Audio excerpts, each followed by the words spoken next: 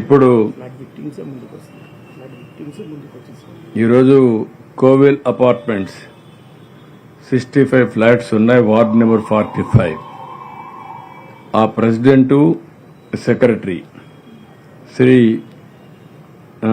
Shri Kovel flat owners and tenants association ముందుకొచ్చి 2,21,116 రూపాయలు CM relief ఫండ్కి ఇచ్చారు.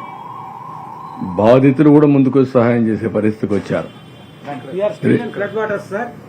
And inspired by your great efforts, we came forward with a single call. All our members has given this amount, sir. Within 1 hour, this amount came because of your efforts. And they have seen, after seeing you in the TVs, they were all inspired. And within 1 hour, we collected this amount. And we thought of sharing, even though we are in difficulties. We are in floodwaters, sir. Our apartment still up floodwaters. Still our people thought it is better we share something for the community. Because it is only your inspiration, sir. Thank you. Thank you, sir. Thank you very much, sir. మనం first రోజు వెళ్ళాం. Very happy. First రోజు వెళ్ళాం కదా. ఇప్పుడు కూడా నడుచుకుంటూ వచ్చి వాటర్ నడుచుకుంటూ వచ్చి. Thank you. Very nice of అండి. Very nice sir. Inspiration sir. వారు కూడా ఇక్కడ తీసుకొద్దాం రండి అన్నారు. చాలా సంతోషం. Thank you sir. Thank you. ఇంకేమైనా మీకు డౌట్స్ ఉంటే చెప్పండి.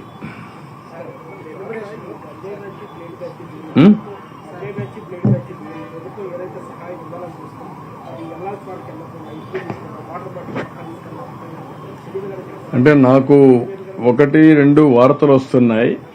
నేను కూడా మా వాళ్ళందరినీ అలర్ట్ చేస్తున్నాను. మీకు కాంక్రీట్ ఇన్ఫర్మేషన్ ఉంటే పలాంది ఇక్కడ జరిగిందంటే డెఫినెట్గా ఫర్మ్గా తాట తీస్తాం. వాళ్ళని ఏ విధంగా ట్రీట్ చేయాలన్న విధంగా ట్రీట్ చేస్తాం. దీనికంటే ద్రోహం ఇంకోటి లేదు. ఎవరైనా సరే అలాంటి బ్యాచ్ ఉంటే మాత్రం జాగ్రత్తగా ఉండండి. కబద్దారి హెచ్చరిస్తున్నా. ఇది నాకు ఒక అనుమానం కూడా ఉంది. ఇలాంటి ఏమైనా వైఎస్ఆర్ కాంగ్రెస్ కూడా పంపిస్తున్నారా, కావాలని డిస్టర్బ్ చేయడానికి చూస్తున్నారా, ఈ కుట్రలు ఏమన్నా భాగాలున్నాయా తెలియదు నాకు. నేను ఆధారం లేకుండా ఇది పెట్టను. ఈరోజు మనం చూస్తున్నాం, మొన్న వచ్చిన బోట్లు పవర్ఫుల్ బోట్స్. అవి మామూలుగా వుడన్ బోట్స్ కాదు, అవి ఐరన్ బోట్స్. ఏ విధంగా వచ్చాయి, ఆ విధంగా వచ్చిన బోట్లు కరెక్ట్ గా ఇన్ బిట్వీన్ ఆ వెయిట్స్ ఏవైతే ఉన్నాయో 2 గేట్ల మధ్యలో వచ్చినట్టు దాన్ని కొట్టాయి. అది కొట్టింది కాబట్టి అక్కడ కుంగిపోయింది.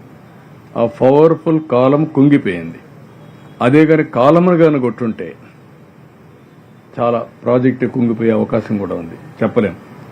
చాలా పవర్ఫుల్ గా ఫ్లో వస్తుంది వాటర్. ఆ వాటర్లో ఏది వచ్చినా మిగిలే పరిస్థితి ఉండదు.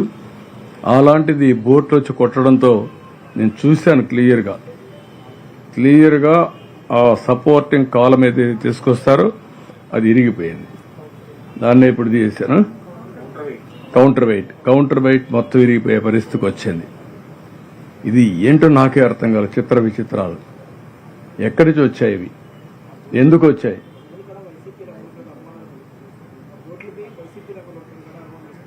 అనుమానం వచ్చింది. ఆ బోట్ ఓనరు వాళ్ళ ఫోటోలు కూడా ఉన్నాయి, అవి కూడా ఉన్నాయి. ఈ అనుమానాలన్నీ ఏ విధంగా మనం వీళ్ళు ఫస్ట్ డే నుంచి చూస్తున్నాం. ఎప్పుడూ నా చరిత్రలో, రాజకీయ చరిత్రలో ఏ రాజకీయ పార్టీ కూడా ఈ విధంగా ఒక విన్యాసాలు చేసిన సందర్భాలు లేవు. ఫస్ట్ డేనే ఫెయిల్ అయిపోయింది, లేకుంటే మొత్తం ఇది చేసేశారు అని ఎవ్రీ డే ఒక సాక్షి పేపరు విషయంగా పరిస్థితిలో ఉన్నారు. ఎవ్రీడే ఇదే పని పెట్టుకొని. అంటే ఏంటిది? చూస్తాం, పర్లేదు, ప్రజా చైతన్యం తీసుకొస్తాం. ఇలాంటి ప్రజా విద్వేషాలకు తోడ్పడే ఎవరైనా సరే ప్రజా జీవితానికి రాజకీయ పార్టీల్లో ఉండడానికి కూడా అర్హత లేదు. చూద్దాం.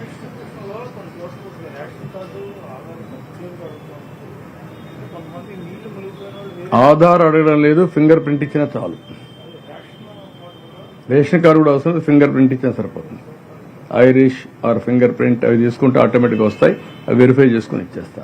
చాలా మందికి రేషన్ కార్డు లేవు, తడిచిపోయినాయి. చాలా మంది నాకు కంప్లైంట్ చేశారు. వాళ్ళకందరికీ ఇప్పుడు మనం రేషన్ కార్డు ఇవ్వాలి, సర్టిఫికెట్స్ ఇవ్వాలి, అవన్నీ చాలా ఉన్నాయి. Wheel work it out. అన్నీ స్టార్ట్ చేస్తాం, రికార్డ్ అంతా తీసుకుంటాం. ఆ రికార్డు తీసుకున్నాక అన్ని అనలైజ్ చేసి ఏమి చేస్తే వాళ్ళని కాపాడుకోగలుగుతాం, వాళ్ళకి హ్యాండ్ హోల్డింగ్ ఇస్తాం, మాకు ఎంతవరకు వెసులుబాటు ఉంది, రెండు బేరీ చేసుకుని న్యాయం చేయడానికి ప్రయత్నం చేస్తున్నాం. మీన్ వైల్ మేం చేయడమే కాకుండా రేపటి నుంచి ఇన్సూరెన్స్ సెటిల్మెంట్స్ అన్ని కంప్లీట్ చేస్తాం. ఒక వారం టార్గెట్ పెట్టుకుంటాం. ఇన్సూరెన్స్ సెటిల్మెంట్స్ అన్ని చేస్తాం. ఎవ్రీడే ఇదే మరి దానిపైన కూడా నేను రివ్యూ చేస్తాను. ఇన్సూరెన్స్ సెటిల్మెంట్స్ అయిపోయిన తర్వాత అయిపోయే సమయంలోనే ఏ ఫ్యామిలీకి ఎంత ఇవ్వగలుగుతామో అది కూడా ఆలోచిస్తున్నాం.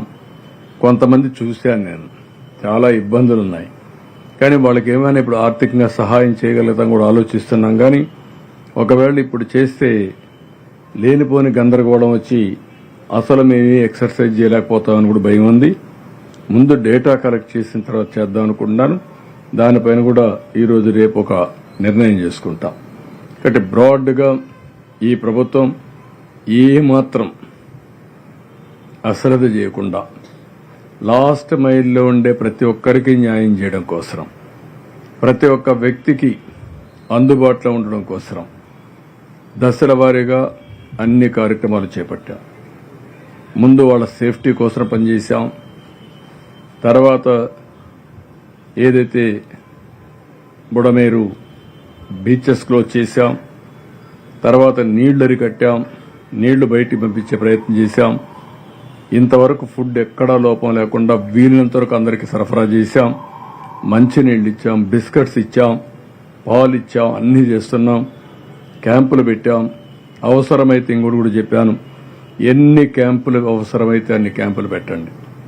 విజయవాడలో హోటల్స్ లో కమ్యూనిటీ హాల్స్ ఉంటే కాన్ఫరెన్స్ హాల్స్ కూడా తీసుకోండి, అక్కడ కూడా పెట్టండి.